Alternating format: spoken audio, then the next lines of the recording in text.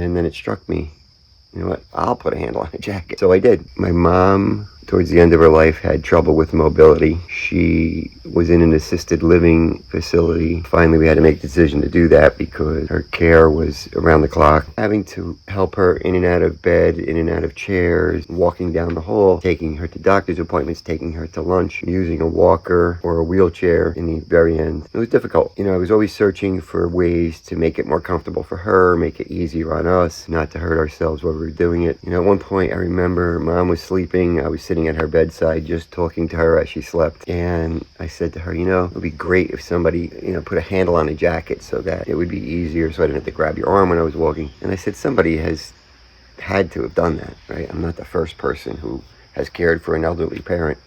So I started to look to find a piece of clothing that worked to help with mobility, you know, sitting, standing, walking, and I couldn't find anything. So I said, you know, somebody should really do this. Somebody should put a handle on a jacket.